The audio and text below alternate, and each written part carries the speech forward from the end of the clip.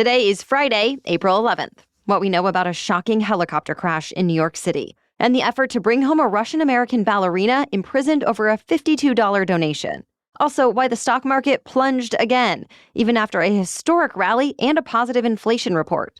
Plus, a new goal of getting to the root cause of autism in 5 months. A whistleblower's testimony about Meta's ties with China, and a star-studded Coachella music festival as seen from your couch. Those stories and even more news to know coming up. Welcome to The Newsworthy. All the day's news in around 10 minutes. Fast, fair, fun, and on the go. I'm Erica Mandy. Thanks so much for being here. You ready? Let's do this.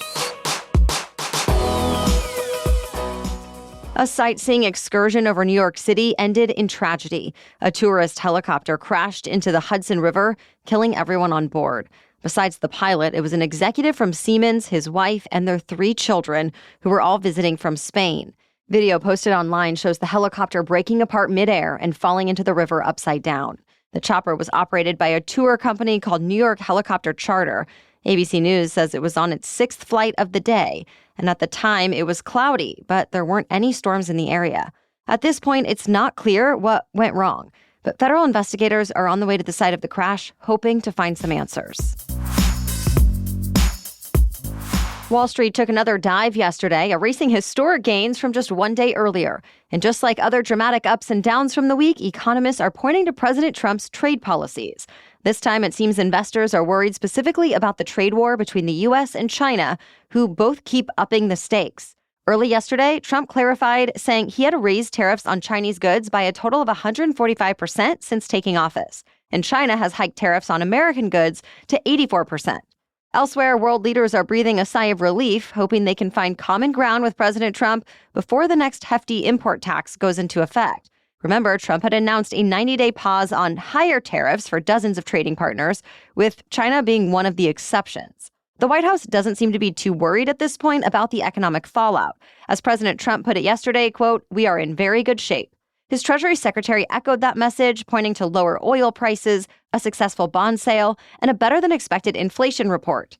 Though to be clear, that report details prices from last month before tariffs took effect.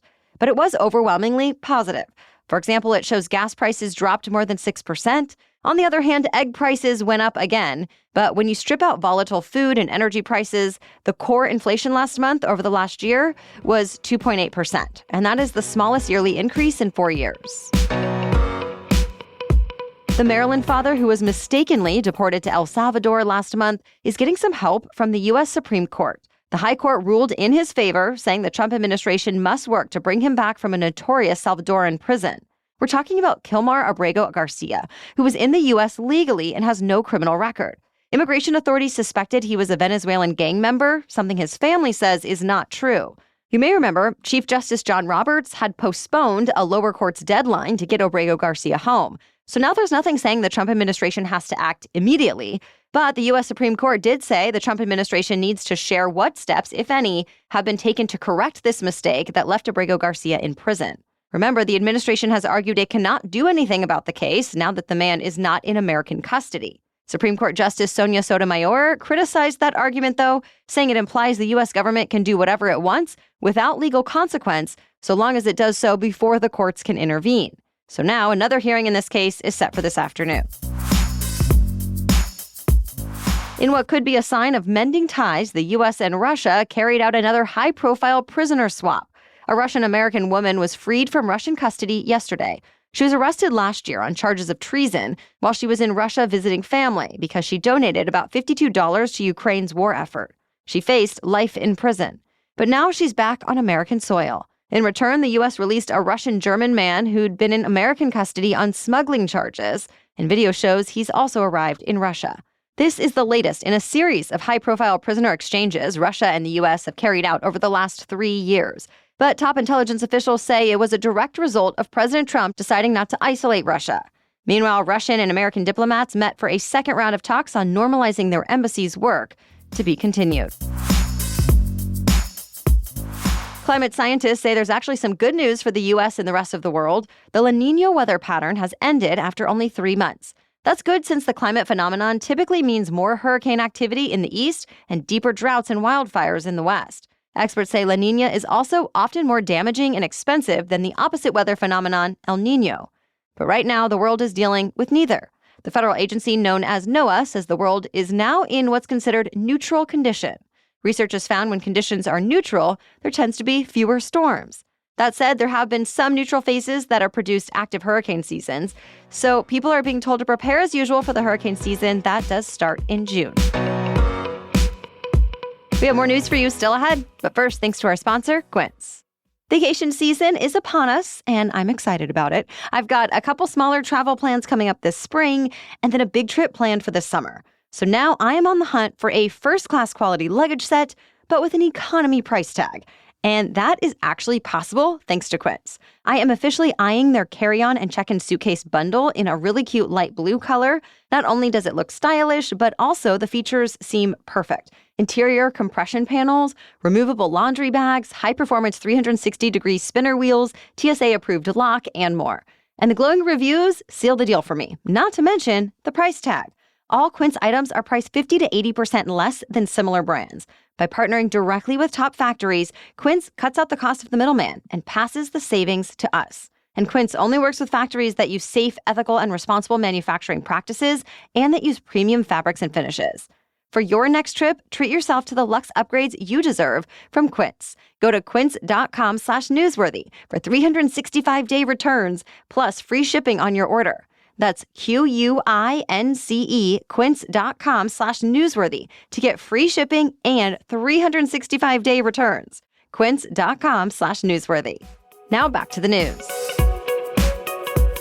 One of the most important Jewish holidays begins tomorrow at sundown. It kicks off 8 days of Passover for Jewish people all across the world. As part of the holiday, Jews eat unleavened bread called matzah instead of regular bread throughout the week. Families also get together to eat traditional foods during a big meal called a Seder on night 1, although some Jews also hold a Seder on night 2.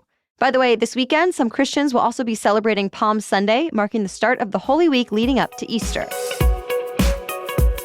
The federal government is now promising to find out what causes autism by September. Health Secretary Robert F. Kennedy Jr. says he launched a massive testing and research effort involving hundreds of scientists worldwide. Still, some researchers are questioning how it's even possible to develop a program, collect data, and analyze data all in 5 months. And many experts, like the Autism Society of America, doubt the research will be done in good faith. They cite RFK Jr.'s long history of linking autism to vaccines, despite decades of research determining the link does not exist. RFK Jr. told Fox News his department is looking at vaccines, but also our food system, our water, our air, different ways of parenting, and more. Already, the National Institutes of Health has been spending more than $300 million a year to research autism.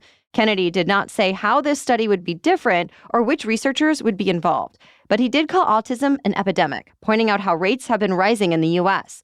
Experts say a lot of the increase has to do with more awareness and broader definitions of what constitutes autism. Screening tools have also gotten more sophisticated, and the developmental disability can be detected earlier. Besides autism, President Trump has ordered the government to look into asthma in children, how much medicine is being prescribed for ADHD, and more.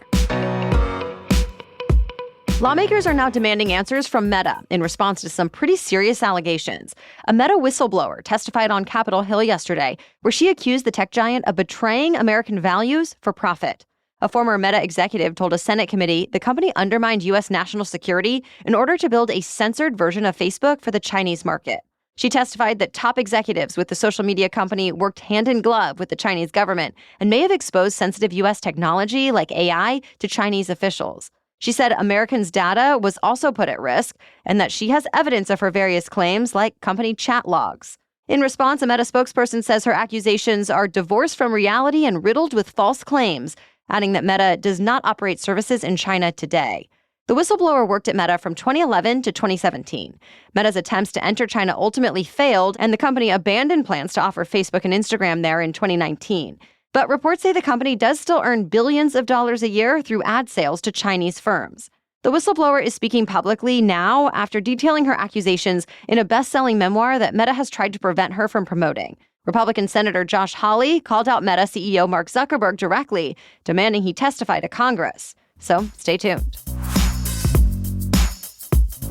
Saturday Night Live is crossing the pond. Starting next year, there will be an all-British version of SNL. Some things are staying the same, like show creator Lauren Michaels will be executive producer, there will be famous hosts and regular talent performing live sketches, and featured music acts will perform each week. But the core cast will be full of British comedians, and the familiar catchphrase used to kick off the show will be modified slightly, so instead of live from New York, each show will start with the line, live from London, it's Saturday night. The exact lineup and premiere date are expected to come out in the next few months. The biggest and most famous music festival in the U.S. is happening this weekend. The first weekend of Coachella kicks off today in Indio, California. This week's headliners are Lady Gaga, Green Day, Post Malone, and Travis Scott. Other artists set to perform include Missy Elliott, The Go-Go's, Ed Sheeran, Weezer, Megan Thee Stallion, Charli XCX, and many more. More than 125,000 fans are expected each day of the festival. But if you're not able to make it in person, you can also watch online. YouTube will be streaming live from all the festival stages with 6 different live streams. We've added a link in today's episode notes. That's it for the main news today, so now it's time for Feel Good Friday, when we bring you one extra feel-good or positive news story before the weekend. But first, thanks to our sponsor, Hiya Health. Whether my kiddo is in an eat anything phase or buttered noodles only phase, I at least know Hiya's best-selling children's vitamins are helping to fill gaps in his diet and support his growing body and brain no matter what. I started giving him Hiya vitamins right when he turned 2, and now at 3.5 years old, he's still loving them as part of his morning routine. So much so that we've also added in Hiya's Kids Probiotic along the way. I love that Hiya is made with 0 sugar, tastes great, and that every batch is third-party tested for heavy metals, so I know they're safe and nutritious. And if you're tired of battling with your kids to eat their greens, Hiya now has Kids Daily Greens Plus Superfoods, a chocolate-flavored greens powder designed specifically for kids, packed with more than 55 whole food ingredients to support brain power, development, and digestion. Just scoop, shake, and sip with milk or any non-dairy beverage for a delicious and nutritious boost your kids will actually enjoy. We've worked out a special deal with Hiya for their best-selling children's vitamin. Receive 50% off your first order. To claim this deal, you must go to hiyahealth.com/newsworthy. This deal is not available on their regular website. So go to hiyahealth.com/newsworthy and get your kids the full body nourishment they need to grow into healthy adults. Now back to Feel Good Friday.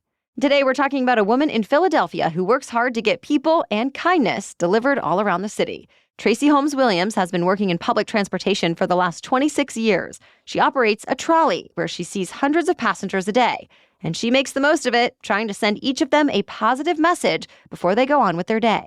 And she's known for it there, so much so that people call it Tracy's Trolley. Tracy spends extra time decorating with uplifting messages, positive quotes, and motivational placards. She also references the Eagles and the Phillies, adding a touch of Philadelphia pride to the mix. Tracy says it's all worth it to see happy riders who hopefully come off feeling a little more inspired than they stepped on. But whether you take her trolley or not, she does have some advice, saying, quote, keep those positive vibes, stay smiling, and you'll be all right. We'll be back tomorrow with our special edition Saturday episode, talking about the wild swings on Wall Street and some practical steps you can take to protect your money. Then join us again Monday for another Daily News Roundup. For now, thank you so much for listening and have a great weekend.